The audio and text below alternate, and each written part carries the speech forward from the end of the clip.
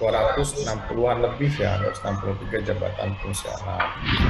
Yang perumpunannya itu mengacu kepada Kepres 8799, ada 25 rumpun jabatan fungsional. Kemudian kurang lebih ada 53-an lebih ya, itu ada instansi pembina. Ketika kita melihat jabatan fungsional, maka kita langsung merefer kepada Undang-Undang Nomor 5 Tahun 2014.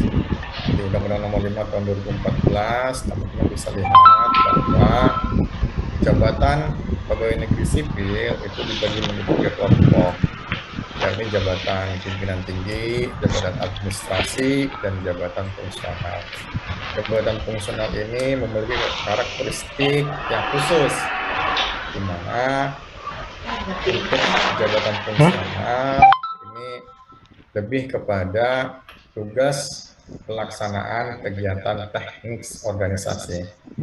Nah, pelaksanaan kegiatan teknisnya ini didasarkan pada keterampilan dan keahlian.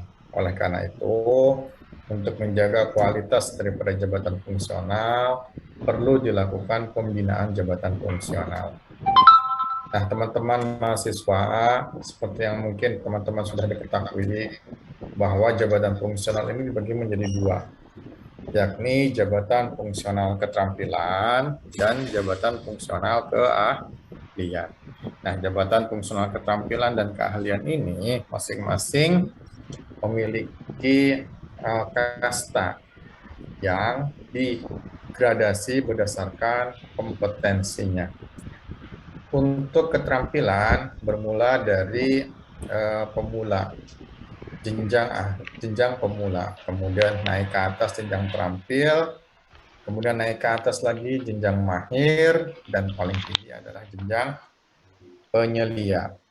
Kemudian untuk jabatan fungsional keahlian, itu karir awal dari jabatannya adalah jenjang ahli pertama, kemudian jenjang ahli muda, kemudian ahli madya, dan paling tinggi adalah jenjang ahli utama. Nah, perlu teman-teman mahasiswa ketahui bahwa dengan kebijakan pemerintah, instruksi presiden ya, pada pidato kenegaraan Pak Jokowi pada pelantikannya yang kedua, beliau mencoba untuk melakukan reformasi birokrasi dengan memangkas layer eselon ring, sehingga diambil kebijakan untuk jabatan eselon 3 dan eselon 4 itu disetarakan ke dalam jabatan fungsional. Kemudian keluarlah beberapa peraturan terkait penyetaraan jabatan. Yang terakhir adalah Peraturan Menteri Nomor 17 tahun 2019 ya. 17 tahun 2021. 17 Permenpan Nomor 17 tahun 2021 tentang penyetaraan jabatan administrasi ke jabatan fungsional. Dan saya coba untuk menyampaikan bagaimana mekanisme penyetaraan jabatan administrasi ke jabatan fungsional, yang kemudian nanti coba saya merefer ke pembinaan jabatan fungsional secara umum. Nah, teman-teman bisa lihat di slide kedua bahwa ada beberapa perangkat regulasi yang mengatur terkait jabatan fungsional. Tentu saja regulasi tertinggi adalah di Undang-Undang Nomor 5 Tahun 2014, bahwa seperti yang tadi saya sampaikan, ada 3 kelompok jabatan di birokrasi kita.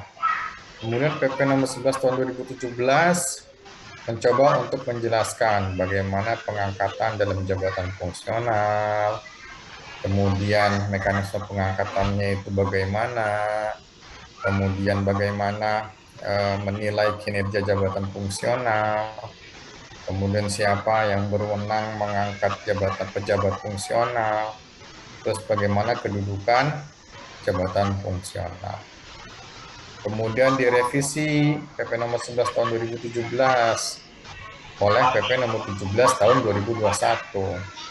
Yang intinya adalah bahwa untuk pengangkatan jabatan fungsional melalui pengangkatan pertama tidak perlu lagi dilakukan uji kompetensi untuk diangkat ke dalam jabatan fungsionalnya. Nah, ini yang perlu teman-teman perhatikan bahwa marwah daripada Undang-Undang Nomor 5 Tahun 2014 adalah merit system. Nah, artinya ketika organisasi merekrut dan mendudukan, mengangkat seseorang dalam jabatannya, maka hal yang perlu menjadi prioritas adalah kompetensi, kinerja, dan kualifikasi. Tidak lagi kepada unsur kedekatan, tidak lagi melihat unsur kerabat, ras, dan agama. Oleh karena itu, perlu dilakukannya uji kompetensi untuk dapat duduk dalam jabatan fungsional. Tak terkecuali ya. Namun demikian, untuk pengangkatan pertama dikecualikan dilakukan uji kompetensi. Karena kenapa? Karena dianggap bahwa seseorang yang akan masuk ke dalam jabatan ke dalam PNS dan melamar dalam jabatan sesuai dengan formasinya, pada saat yang bersangkutan mengikuti seleksi kompetensi bidang, itu sudah dianggap telah mengikuti uji kompetensi untuk dapat duduk dalam jabatan fungsional sesuai dengan formasinya. Oleh karena itu, direvisi di PP nomor 17 yang sebelumnya di PP 11 diwajibkan untuk uji kompetensi dalam pengangkatan pertama, ditiadakan uji kompetensi tersebut.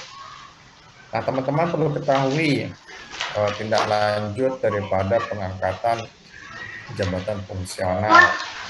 Nah, lebih lanjut di Permen nomor 13 tahun 2019 diatur ada 4 mekanisme pengangkatan dalam jabatan fungsional. Walaupun di Permen nomor 11 juga diterangkan juga ya bahwa ada pengangkatan melalui pengangkatan pertama, pengangkatan melalui perpindahan dari jabatan lain, kemudian yang ketiga pengangkatan melalui in-passing, dan pengangkatan melalui promosi.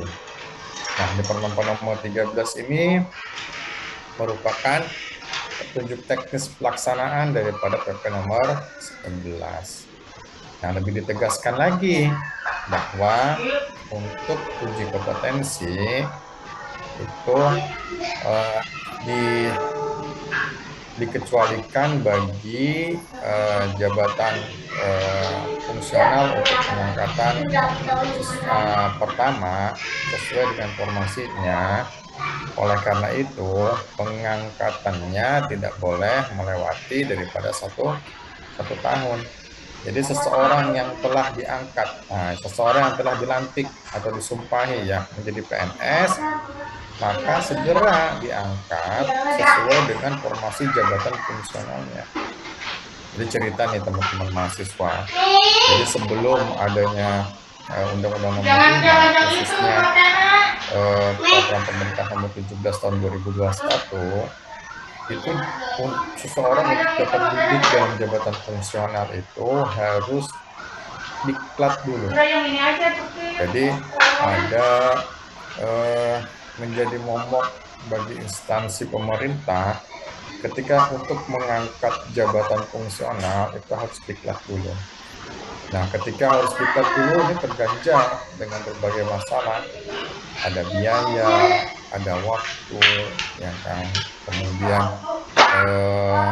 kesempatan untuk mengikuti, gitu kan. Nah, ini menjadi kendala sehingga orang-orang yang formasinya JF atau jabatan fungsional itu tidak segera diangkat dalam jabatan fungsional. Bahkan ada yang naik pangkat yang formasinya dia jabatan fungsional, tapi kenaikan pangkatnya berdasarkan kenaikan pangkat pelaksana, kenaikan pangkat reguler. Nah, hal ini Jadi mengacaukan formasi yang padahal formasinya untuk jabatan fungsional tapi tidak diisi-isi karena masalah syarat diklat, sehingga yang bersangkutan malah tetap di jabatan pelaksana. Setelah yang bersangkutan 3C atau 3D gitu kan, atau 3B, 3C, 3D naik pangkat, kemudian yang bersangkutan belum duduk dalam jabatan fungsionalnya, malah dipromosikan ke jabatan struktural. Nah, ini makin mengacaukan formasi. Nah, oleh karena itu, perubahan di PP 11 sangat sangat signifikan sekali gitu kan. Sudah diklat tidak lagi menjadi syarat dalam pengangkatan, nah, tapi menjadi kewajiban. Yang menjadi syarat itu apa? Yang menjadi syarat adalah uji kompetensi. Nah, setelah dilakukan pengangkatan melalui uji kompetensi, ternyata di lapangan juga terkendala.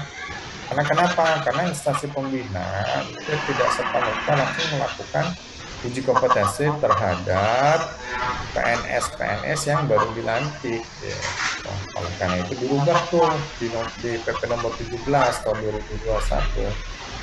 Tidak lagi ada uji kompetensi untuk pengangkatan pertama, tapi untuk pengangkatan yang lainnya seperti perpindahan dari jabatan lain, seperti promosi, seperti passing, itu wajib dilakukan uji kompetensi untuk mengetahui kelayakan orang yang memenuhi syarat sesuai dengan syarat jabatannya. Nah, yang signifikan di Permen 13 juga, teman-teman, itu ada perubahan mekanisme penilaian kinerja jabatan fungsional. Sebagaimana kita ketahui bahwa pada saat ini ada beberapa jenis penilaian daripada pejabat fungsional. Yang pertama adalah penilaian konvensional. Nah, kalau penilaian konvensional, ini teman-teman bisa lihat seperti jabatan-jabatan fungsional yang masih memiliki angka kredit yang besar-besar. Misalnya 3A, itu angka kreditnya harus 100, kemudian 3B, angka kreditnya 150, kemudian 3C, angka kreditnya 200, dan 3D, angka kreditnya 400, dan seterusnya. 300 ya. Kemudian 3A 100, 3B 150, kemudian 3C 200, dan 3D 300, kemudian 4A 400, dan seterusnya. Nah, ini kemudian diperkenalkan ada juga penilaian secara konversi, ya kan. Nah, di Permen 413 ini diperkenalkan juga penilaian secara integrasi.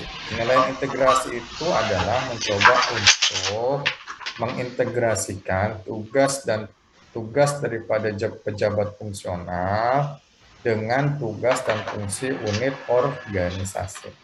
Jadi jangan sampai ada pejabat fungsional yang di unit organisasinya tapi tidak memiliki peran signifikan dalam pencapaian tujuan organisasi tersebut. Oleh karena itu, diwajibkan untuk menyusun SKP.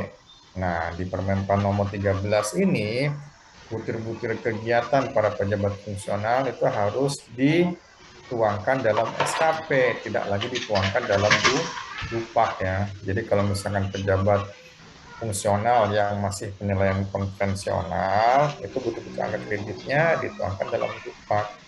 Harapannya ketika betul-betul angka kredit itu dituangkan dalam SKP, itu sudah dilakukan dialog kinerja, sehingga butir-butir kegiatan yang akan dilakukan oleh para pejabat fungsional itu memiliki korelasi terhadap tugas pencapaian organisasi tersebut. Oleh karena itu, perlu ada target. Target yang mana nih Pak? Target setiap jenjang jabatan.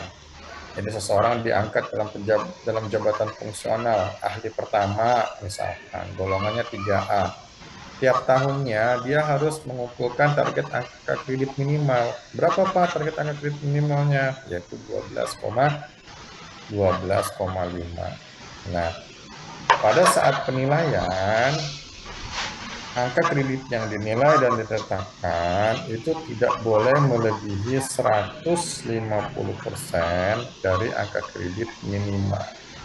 Jadi berbeda dengan penilaian konvensional. Kalau penilaian konvensional, kelebihan angka kredit yang dipersyaratkan untuk naik pangkat itu masih bisa ditabung terus-menerus gitu kan. Tapi di ketentuan Permenpan 13, angka kredit kelebihannya itu tidak bisa untuk ditabung secara berkelanjutan.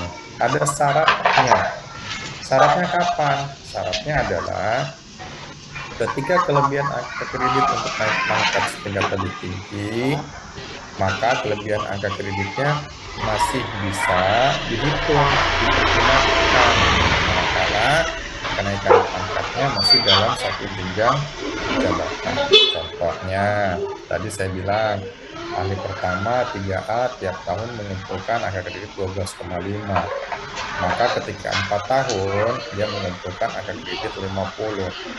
Nah, 50 itu menjadi syarat untuk dapat naik pangkat dari 3A ke 3B. Misalkan Mas Hendra nih mengumpulkan angka kredit dari 3A-nya sudah 57 misalkan. Maka ketika Mas Hendra naik dari 3A ke 3B yang membutuhkan angka kredit 50, maka 7-nya itu yang kelebihan angka kredit tadi masih bisa digunakan untuk Mas Hendra naik dari 3B ke 3C. Tapi syarat yang kedua, angka kredit tidak bisa digunakan manakala kelebihan angka kredit itu untuk naik pangkat, namun mengakibatkan kenaikan jenjang jabatan setingkat lebih tinggi. Ya, Mas Hendra, contohnya nih, tadi kan sudah kelebihan nih 7, ya kan? Untuk naik pangkat 3B ke 3C membutuhkan angka kredit 50. Maka Mas Hendra berkinerja dengan optimal sampai mengumpulkan angka kredit 58 misalkan di 3B. Maka ketika Mas Hendra mengajukan kenaikan pangkat ke 3C, setelah ditetapkan jenjang jabatannya dari ahli muda, dari ahli pertama ke ahli muda, maka kelebihan angka kredit yang 8 tadi itu tidak bisa digunakan kembali. Jadi ketika Mas Hendra sudah naik ke jenjang ahli muda golongan 3C, maka Mas Hendra angka kreditnya dimulai dari 0. Kira-kira seperti itu untuk pengaturan di Permenpan 13. Jadi ini ada perubahan regulasi yang teman-teman harus pahami gitu kan, karena saat ini passionnya sudah ke jabatan fungsional. Nah, kemudian ada regulasi Permenpan RB nomor 17 tahun 2021. Nah, regulasi ini adalah instrumen regulasi yang menjembatani penyetaraan jabatan dari jabatan administrasi ke jabatan fungsional. Tentu ini harus menjadi kalau saya bilang sih pemantik ya, pemantik untuk para pejabat yang disetarakan, menjadikan birokrasi di mana mereka bekerja menjadi lebih agile, menjadi lincah. Bukan malah sebaliknya, dilakukan penyetaraan, malah menjadi demotivasi. Tapi harus sebaliknya, bahwa marwah daripada penyetaraan ini adalah memberikan kesempatan kepada organisasi untuk lebih agile, untuk lebih lincah. Khususnya apa? Khususnya dalam pemberian pelayanan atau dalam upaya, lebih umumnya dalam upaya pencapaian tujuan organisasinya. Nah, mekanisme penyetaraan jabatan ini memang bisa teman-teman lihat di Permenpan 17 tahun 2021. Apa saja Pak yang diatur dalam regulasi tersebut? Yang pertama adalah tentang kriteria atau syarat penyetaraan jabatan tersebut. Di sini dicoba diterangkan penyetaraan jabatan itu dilakukan dengan kriteria apa saja sih, gitu kan. Silakan teman-teman untuk membaca dan memahaminya ya, bahwa yang disetarakan itu adalah jabatan per jabatan, kan. Di sini saya menuliskan ada 8 ya, nanti teman-teman lihat di penampilannya lebih jelas, gitu kan.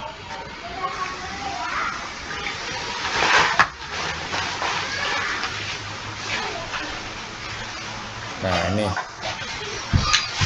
pejabat yang diusulkan dalam penyetaraan jabatan itu merupakan pejabat administrasi yang pada saat penyederhanaan struktur organisasi duduk dalam jabatan yang terdampak penyederhanaan struktur organisasi.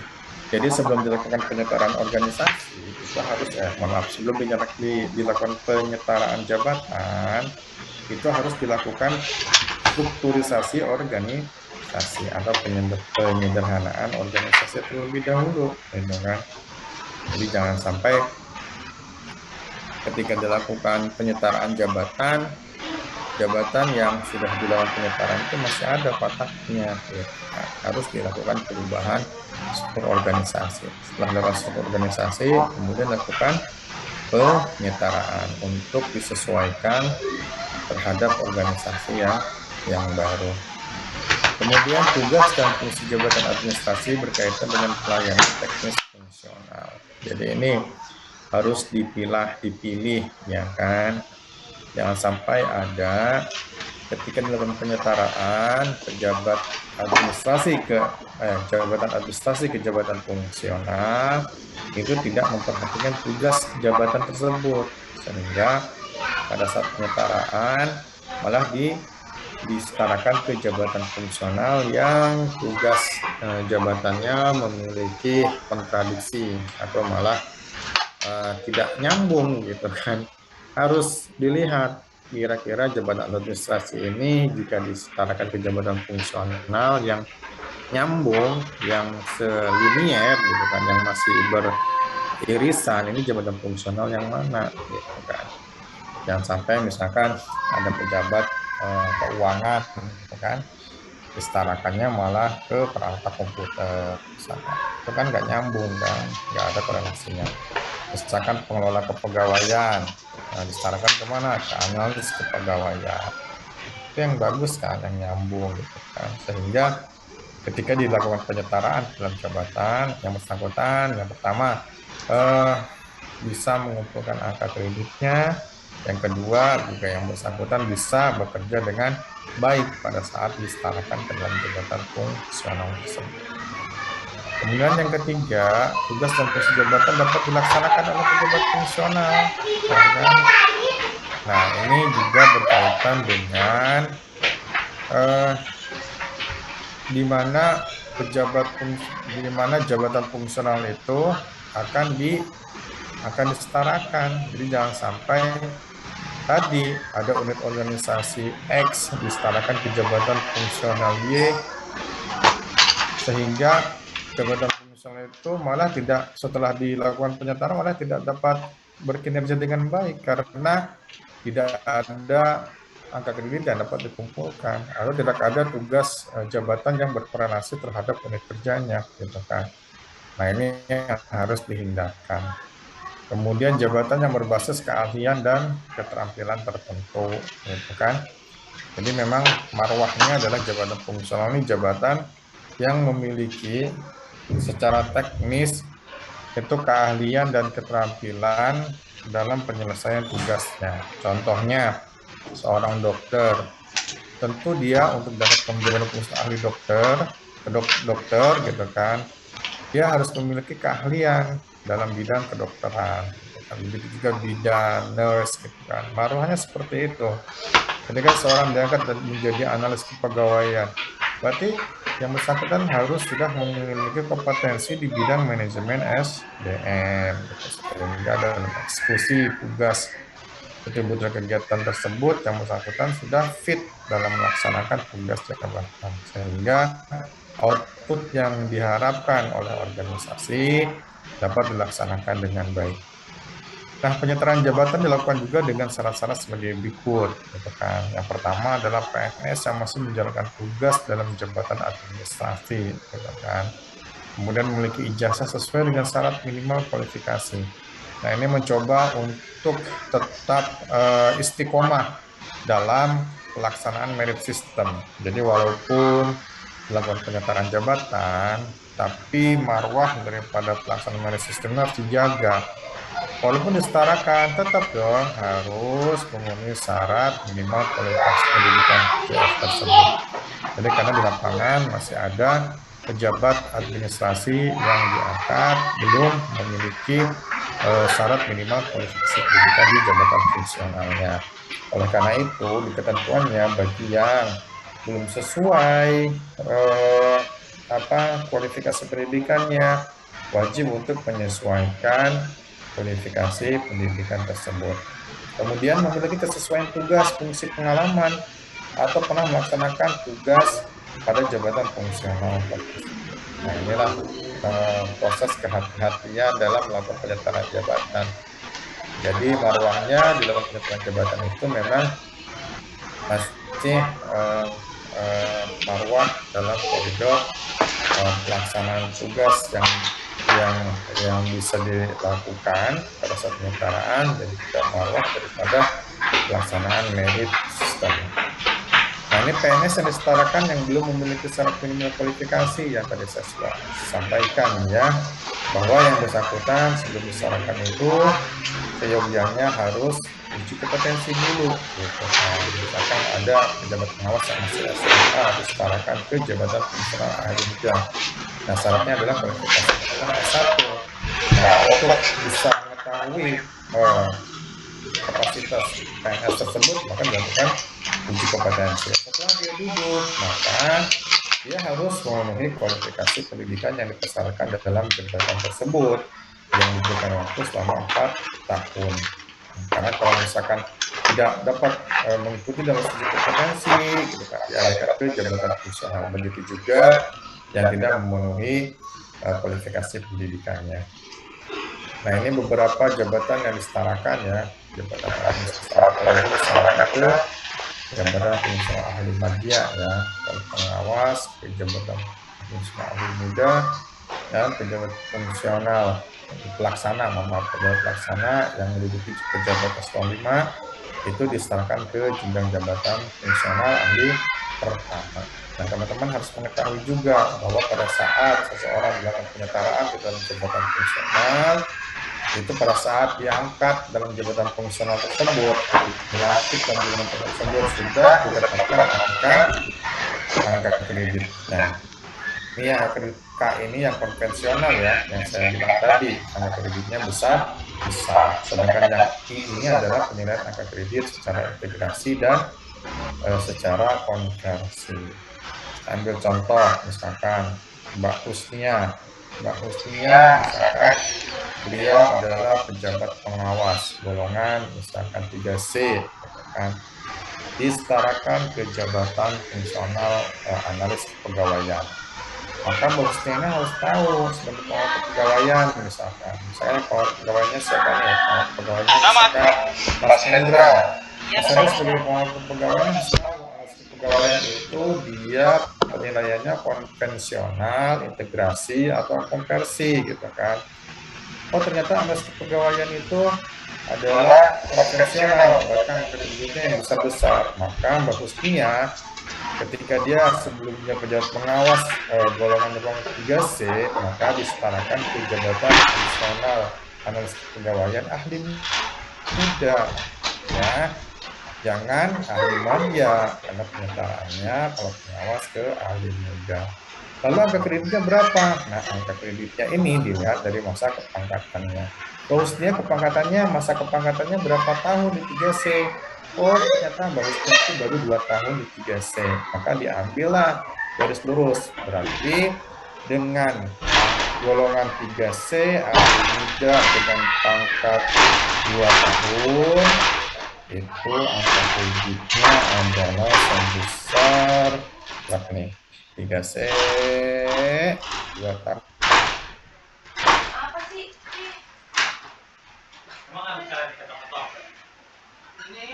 Misalkan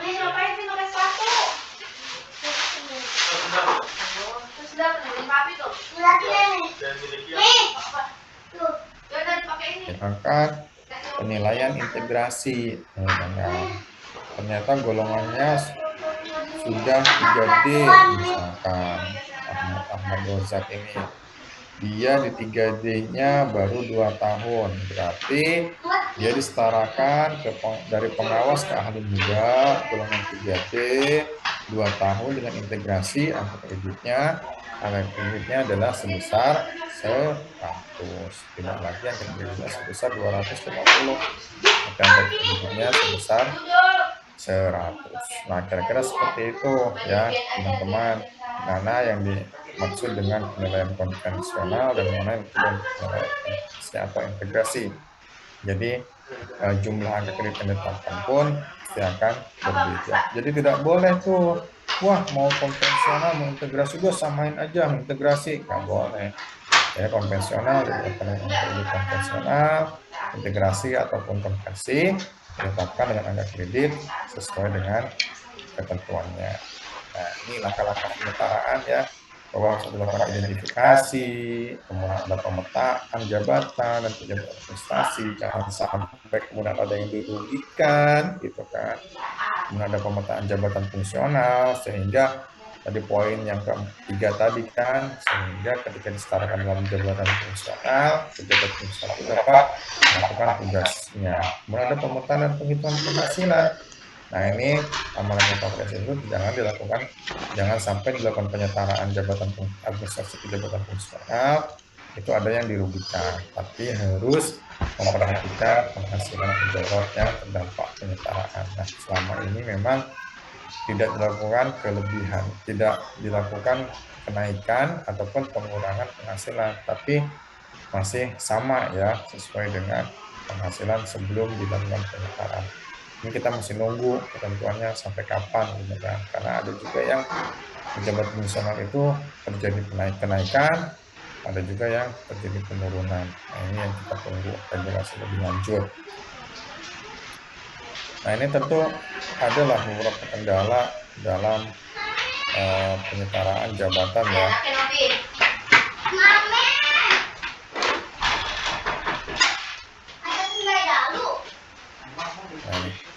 Kendala dalam penyetaraan jabatan.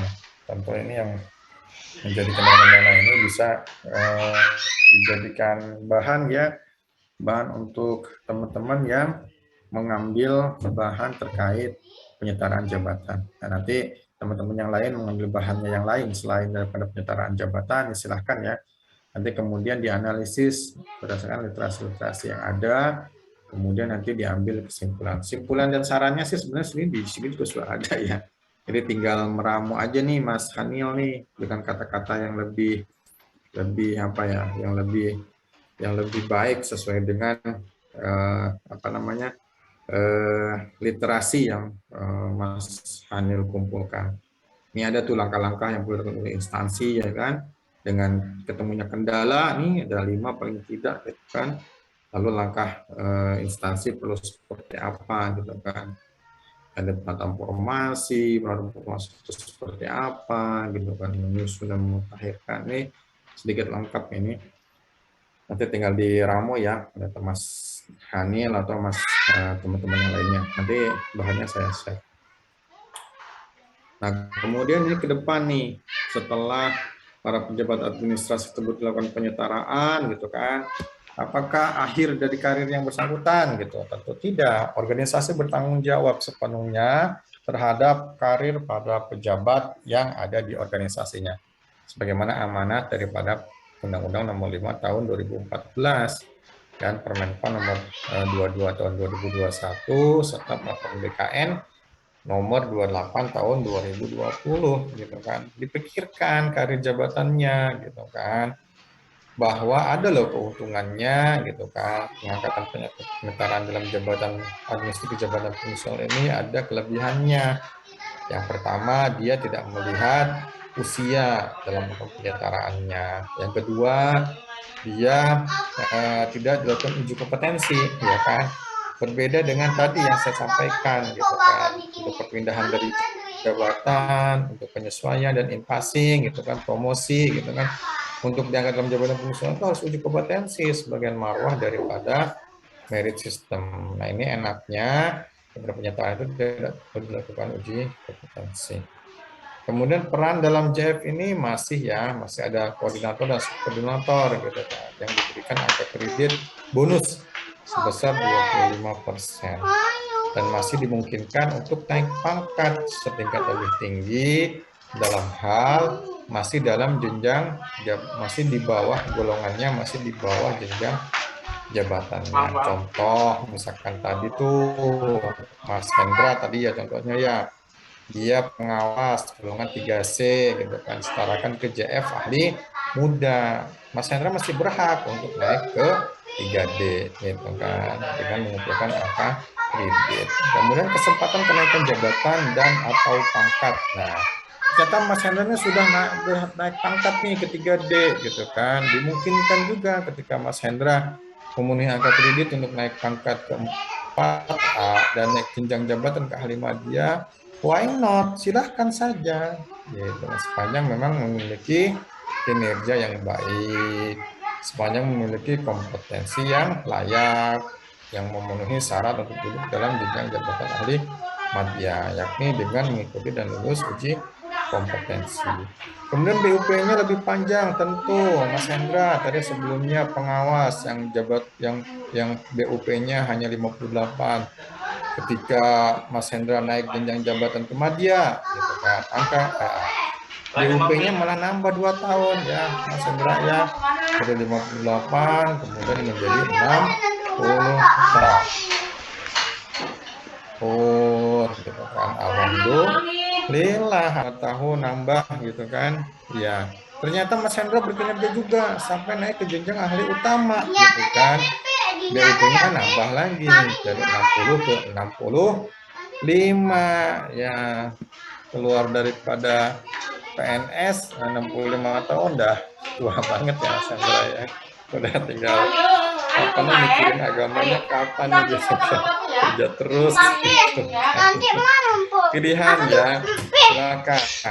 Malah bahkan gitu kan untuk peneliti gitu kan sampai 70 tahun. Yang peneliti dan rekayasa ya BUP-nya 70 tahun. Silakan tuh teman-teman kalau misalkan memang yakin umurnya sampai 70 tahun gitu kan, silakan berkarir di PNS gitu kan sampai tutup usia gitu kan. Nah, itu diberikan keluasan ya, kelonggaran dalam pemberian BUP. Ini luar biasa nih ya. Mamanya kan ada itu. Sebentar ya, sebentar teman-teman. Iya.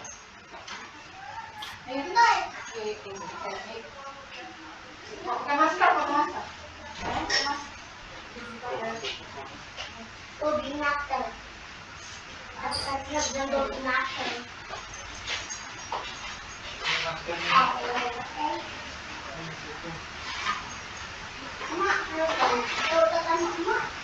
abang nanya dulu ya sama mama. Kalau mama mau mata air, abang gimana udah?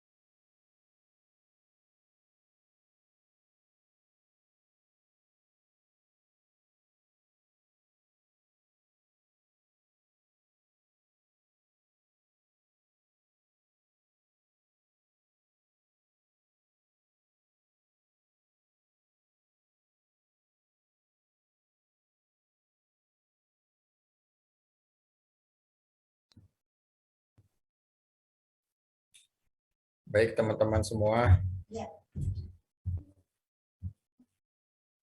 mohon maaf ya. Jadi posisinya saya ini sedang di rumah dan sedang isolasi mandiri karena ternyata tes PCR saya positif gitu kan. Jadi saya sedang isolasi dan eh, kita berharap semua kondisinya sehat semua ya, sehingga bisa beraktivitas dan bisa menyelesaikan tugas-tugas teman-teman semua ya. Jadi tadi eh, hari Jumat kemarin terus saya tes PCR gitu kan. Terus saya pulang dari Deswester, Ntar juga. demam dan batuk ya. Dan saya coba untuk isolasi mandiri di rumah. Kemudian setelah 7 hari saya sudah merasa baikan ya, merasa baikan.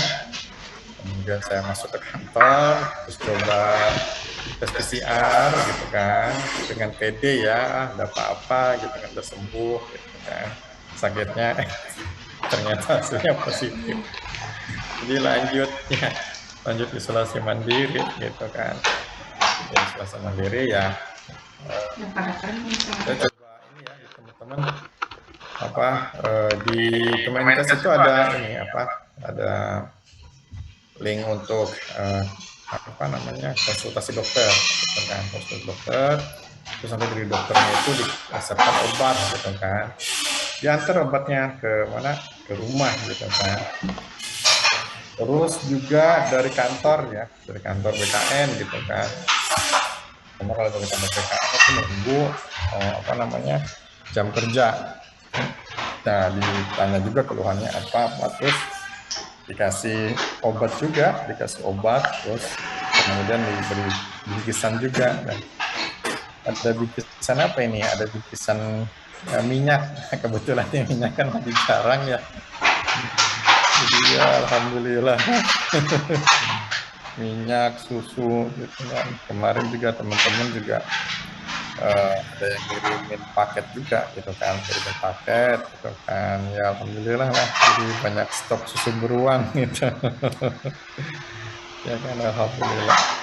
Tapi ya tetaplah kita harus memprioritaskan kesehatan ya. Dengan kesehatan ya kita bisa beraktivitas lebih optimal ya. Saya sebenarnya terus terang gitu kan, kalau misalkan diberikan sebuah amanah kepercayaan gitu, saya berusaha untuk melaksanakan seoptimal mungkin gitu. Begitu juga ke teman-teman semua gitu kan. Jadi dalam kondisi apapun tetap semangat gitu kan. Harus menyelesaikan apa yang menjadi tanggung jawab kita. Ya teman-teman harus punya optimis juga gitu kan, untuk menyelesaikan apa yang menjadi tugas teman-teman semua. Nah tadi udah sampai DUP ya, kita lanjutkan ya gitu kan. Mudah-mudahan juga menjadi dalam agama Islam itu iktibar ya, iktibar bagi teman-teman, pelajaran gitu kan, yang dalam kondisi apapun ya, kita harus bisa secara baik ya, dan juga memang harus profesional ya. Kemudian pengembangan ke jabatan lain, nah ini menjadi tantangan juga nih para pejabat yang sekarang kan, pada khususnya juga bagi pejabat fungsional pada umumnya, gitu kan, bahwa setelah diangkat dalam jabatan fungsional, dia tidak kemudian uncang-uncang kaki, gitu kan, yang penting mengumpulkan angka kredit, gitu kan. Dia tetap harus mampu untuk terus mengembangkan potensi dan kompetensinya. Karena tadi, jadi tidak selamanya di jabatan fungsional, bisa saja pola karir secara diagonal itu dilakukan. Bisa saja yang bersangkutan beralih dari jabatan fungsional ke jabatan fungsional lainnya, begitu juga dari jabatan fungsional ke jabatan administrasi, ke jabatan pimpinan tinggi, ya kan, struktural secara diagonal gitu kan.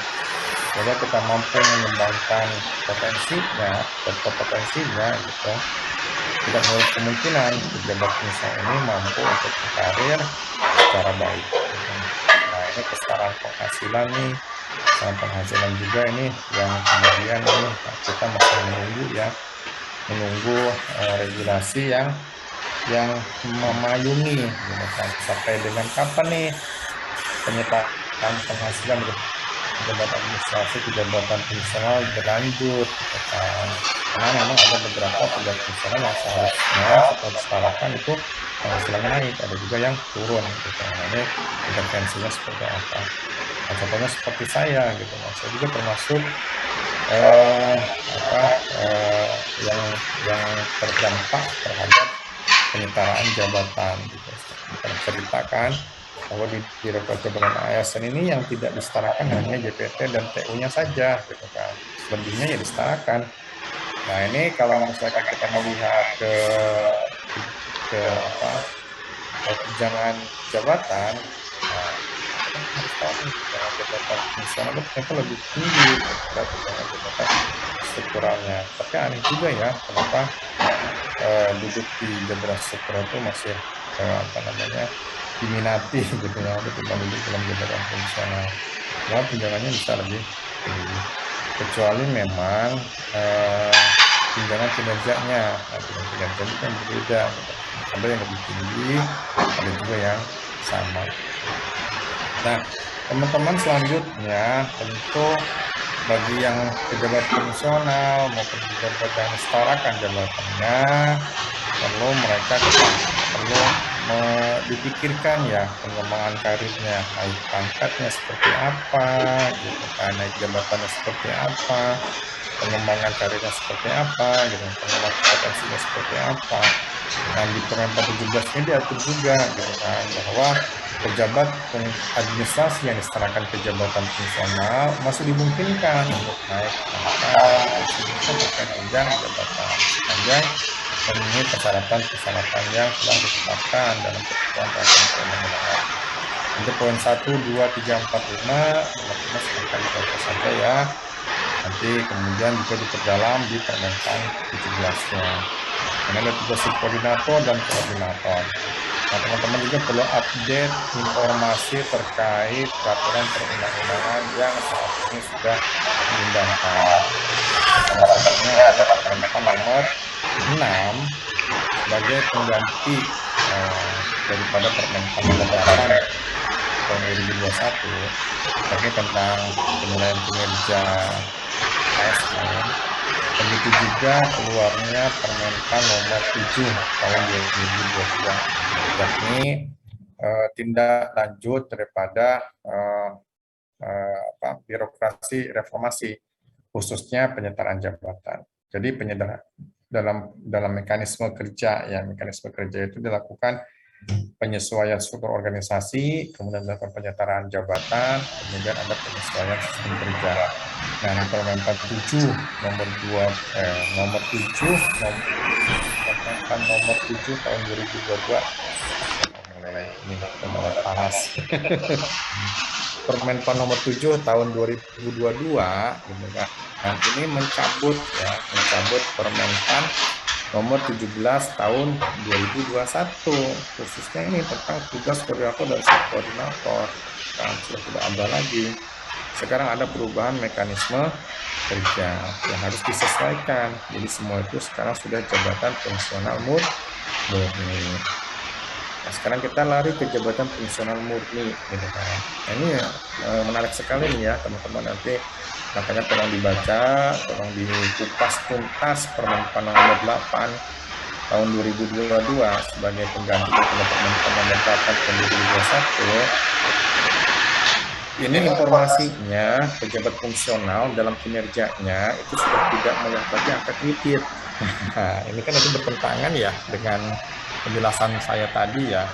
Nah, bukan penjelasan saya sih, bertentangan dengan ketentuan peraturan yang berlaku sebelumnya. Ini PP 11, PP 17, Permenpan 13 gitu kan. Kemudian Permenpan 17 gitu kan. Ini bertentangan gitu kan. Joko ada gitu kan untuk karir untuk penilaian kinerja daripada pejabat fungsional itu tidak melihat tanda kredit. Lalu yang dilihat seperti apa gitu. Nah, ini yang menjadi PR buat teman-teman ya. Untuk kemudian dipahami Permenpan nomor 6 tahun 2022 juga Permenpan nomor 7 tahun 2022. Nah kebetulan nih saya besok ya insya Allah ada narasumber juga gitu kan di daerah Bontang, di Bontang. Nah daerah Bontang itu terkait ini pembinaan jabatan fungsional. Jadi harus diberikan informasi ya terkait penilaian kinerja dan penyesuaian mekanisme kerja. Dan bagaimana ada struktur yang radikal berubahnya, khususnya dalam penilaian kinerja jabatan fungsional. Nah, ini ada tugas nih buat teman-teman ya untuk kemudian memahami Oh, iya, Bapak. 6 dan Permenpan nomor 7 tahun 2022. Nah ini coba saya singgung sedikit ya tentang kenaikan pangkat jabatan. Kemudian ada tugas limpah. Tugas limpah itu apa sih Pak? Nah, tugas limpah itu memungkinkan jenjang jabatan di bawah ataupun di atasnya itu melaksanakan tugas di jenjang jabatan yang kosong. Itu namanya tugas limpah. Jadi lebih mobile kalau kita lebih mobile. Jadi tidak harus mengerjakan pekerjaan yang ada di jenjang jabatannya. Jadi sepanjang dimungkinkan dan diperkenankan oleh pimpinan unit kerja itu bisa dimungkinkan untuk melakukan pekerjaan secara mobile. Kemudian ada tugas pengembangan. Nah ini jika masih mengacu ke Permenpan 13 gitu, untuk naik jenjang jabatan supaya lebih tinggi, itu para pejabat fungsional itu diwajibkan melakukan angka kredit dari unsur pengembangannya. Jika untuk naik jenjang jabatan dari muda ya umumnya ya, dari muda ke madya itu membutuhkan angka kredit sejumlah 6 ya. Sejumlah 4, mohon maaf. Sedangkan dari madya ke utama itu sejumlah 6 angka kredit. Nah itu kalau misalkan masih mengacu kepada angka kredit. Tapi kan saya sudah sampaikan bahwa di Permenpan nomor 6 itu angka pejabat fungsional dalam bentuk Indonesia sudah tidak melihat angka kredit. Nah ini kira-kira krusialnya perbedaan secara krusial antara Permenpan 13 dengan Permen 6 ini ya kita coba nanti kita telisik ya sehingga pelaksanaan di lapangan gitu kan itu bisa dilakukan dengan optimal dengan tidak mengesampingkan peraturan perundang-undangan yang berlaku gitu kan. Ini khawatir juga nih nanti ketika naik pangkat, naik jabatan, ketika tidak ada kredit nih harus tersosialisasikan gitu kan. Bagaimana sistem penilaian mekanisme kerjanya. Nah, itu ya teman-teman ya. Kemudian ini ada jumlah angka kredit, ya, jumlah angka kredit secara konvensional yang tadi saya sudah sampaikan, gitu kan. Ini teman-teman harus mampu membacanya, gitu kan. Jadi ketika ada teman-teman instansi di tempat Bapak Ibu menanyakan, gitu kan, sudah hafal cara membaca tabel angka kredit konvensional. Kemudian ini ada angka kredit konversi atau integrasi. Nah, ini teman-teman harus juga mampu memahami tabel cara membacanya ya. Nah, ini rancangan kebijakan pedoman teknis pembinaan jabatan fungsional bahwa BKN sebagai pelaksana teknis pembinaan jabatan fungsional juga merancang kebijakan jabatan fungsional, yakni tentang pedoman teknis pembinaan jabatan fungsional yang di dalamnya itu mengatur beberapa ketentuan, yakni terkait tentang kenaikan pangkat jabatan fungsional, kemudian pemberian KPLB bagi pejabat fungsional, kemudian pemberian angka kredit pengalaman dan angka kredit dasar dalam pengangkatan jabatan fungsional dari perpindahan jabatan lain, kemudian bagaimana akumulasi naik jenjang jabatan, kemudian pemberian kredit yang berdasarkan pada pangkat dan golongan 2 setelah mendapatkan KPLB dan promosi. Nah ini masih dalam rancangan ya teman-teman. Mudah-mudahan sih tahun ini rancangan ini juga sudah keluar dan mudah-mudahan tidak bertentangan ya kan dengan Permenpan nomor 6 tahun 2022 dan Permenpan nomor 7 tahun 2022. Ini tentu kami sebagai pembuat regulasi itu karena dinamika seperti ini ya harus kemudian segera menyesuaikan terhadap ketentuan yang kekinian. Nah, ini penyesuaian sistem kerja nih teman-teman yang ada di Permenpan nomor 7 tahun 2022. Nanti teman-teman baca saja ya tentang penyesuaian kerja itu seperti apa, bagaimana pelaksanaan jabatan fungsional yang saat ini dengan pejabat pelaksana gitu kan, sistem kerjanya seperti apa gitu kan, ada penugasan, pelaksanaan dan tanggung jawab pengelolaan kinerja, kemudian ada pembentukan teknologi dan serta terkait dengan penyusunan proses bisnis. Nah, inilah teman-teman yang memang perlu dikuasai ya, mengingat teman-teman adalah sebagai perpanjangan tangan ya, perpanjangan tangan dari pusat bagi kebutuhan informasi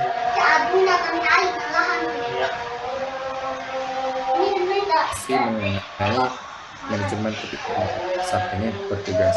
Mungkin demikian yang bisa saya sampaikan. Kita berikan diskusi kurang lebih 15 menit ya, dan saya harap teman-teman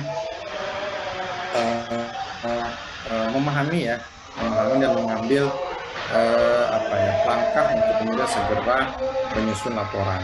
Mungkin demikian. Terima kasih sudah setia ya mendengarkan pemaparan saya, dan mudah-mudahan teman-teman selalu diberikan kesehatan. Saya akhiri. Assalamualaikum warahmatullahi wabarakatuh. Silakan jika ada yang ingin berusaha. Waalaikumsalam warahmatullahi wabarakatuh.